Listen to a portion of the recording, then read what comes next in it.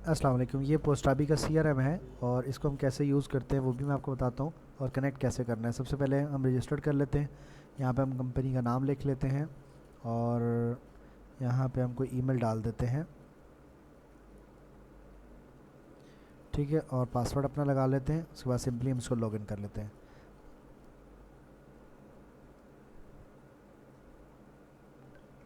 ठीक है, account login होने के बाद साथ ही हम अपना पोस्टाबी का अकाउंट भी लॉगिन कर लेंगे। ये हमारा सीआरएम है। इसमें सबसे पहले हम सेटिंग में जाएंगे और हमें अपनी एपीआई की, ऐप की और हमने ऑथ की हमने यहाँ लगानी है। ये हमारा यूआरएल है वेब हुक के लिए। मैं यहाँ पे भी इसको सिंपली टेस्ट कर रहा हूँ ताकि ये मेरा वेलकम मैसेज है। जब भी कोई बंदा हमारा इस क्यूआर कोड को स्कैन करेगा, नंबर लिखेगा, तो उसको एक मैसेज जो जाएगा उसके अंदर हम यहाँ पे ये उसको बाय डिफ़ॉल्ट जो हमने भेजना है, और ये नेम का वेरिएबल जो वहाँ पे वो यूज़र नेम देगा उस नाम से उसको मैसेज जाए। ठीक है, अब हम ऐप की और ऑथ की उठाते हैं। उसके लिए हमें हमारा चैट में अगर हम जाएँ तो हमारे पास यहाँ पे कनेक्ट होगा एक व्हाट्सएप नंबर।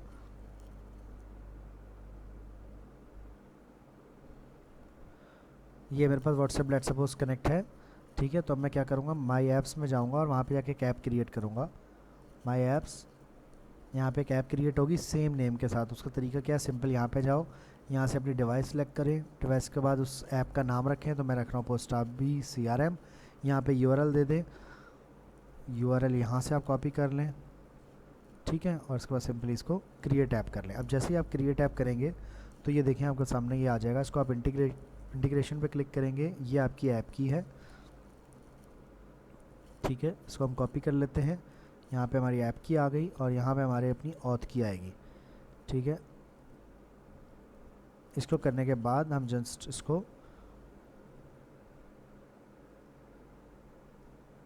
यहाँ से मैं इसको सबमिट कर देता हूँ। अब सबमिट करने के बाद क्या होगा कि मेरा पोस्टाबी जो है वो कनेक्ट हो जाएगा।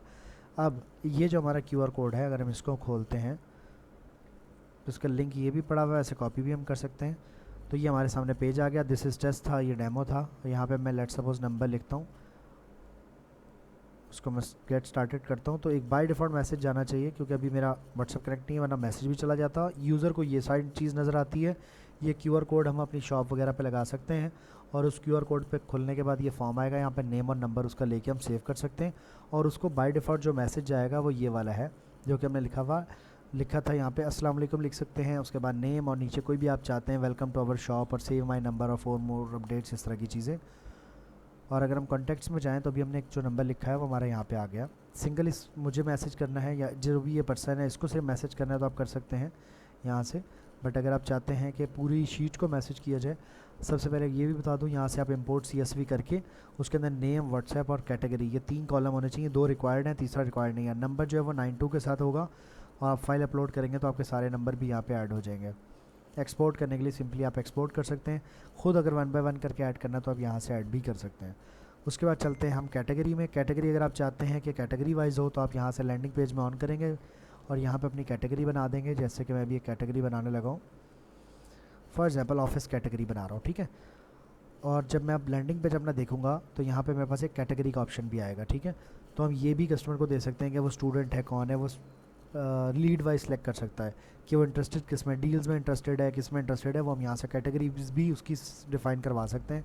उसके हिसाब से हमारे पास यहाँ कॉन्टैक्ट डिटेल भी आएगी।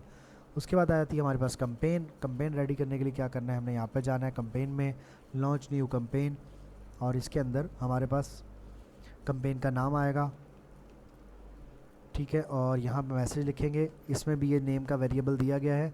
ये देने से फ़ायदा ये होगा कि हर बंदे को मैसेज जो है वो बाई नेम जाएगा, ठीक है।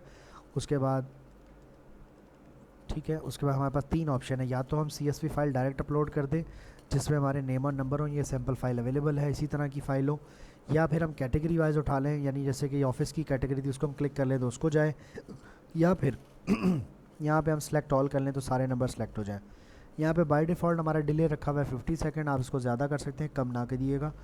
दूसरा, इमेज जो है अगर आपको भेजना चाहते हैं साथ में इमेज, तो इमेज भी आप भेज सकते हैं। मैं दिखाता हूँ कैसे। लेट सपोज मैं ये इमेज लगा रहा हूँ, तो इमेज लगाने के बाद अपलोड हो जाएगी और इमेज यहाँ आ जाएगी। इसका मतलब इमेज सेलेक्टेड हो चुकी है, कंपेन की सारी चीज़ें कंप्लीट हैं, और आप सिंपली लॉन्च कंपेन कर देंगे और उसके बाद आपकी कंपेन लॉन्च हो जाएगी। जस्ट 1 टाइम आपने स्टार्ट कर देना है ताकि ये स्टार्ट हो जाए। स्टार्ट होने के बाद ये सेंडिंग का स्टेटस आ जाएगा और आपने छोड़ देना है। अभी मैसेज मेरा नहीं जाएगा क्योंकि मेरा कनेक्ट नहीं है। तो ये यहाँ से चलता रहेगा, ठीक है। उसको आप इसकी डिटेल्स चेक कर सकते हैं, डिलीट कर सकते हैं। यहाँ पे आप अपनी सारी कंप्लेंट्स देख सकते हैं, ठीक है। ये देखें फेल्ड हो गया क्योंकि मेरा कनेक्ट नहीं है। और ये देखें मैसेज किस तरह था, हाय अली रज़ा नेम आ गया मेरा, और दिस इज़ टेस्ट मैसेज, ठीक है। ये इमेज भी साथ जानी थी।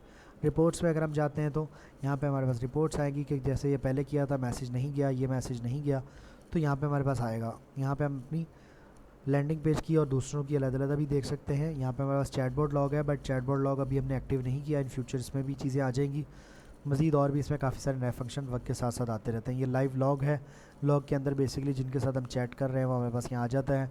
उसकी कन्वर्सेशन है वो हम देखना चाहेंगे हमने क्या मैसेज भेजा, तो इस तरह उसके पास गया होगा,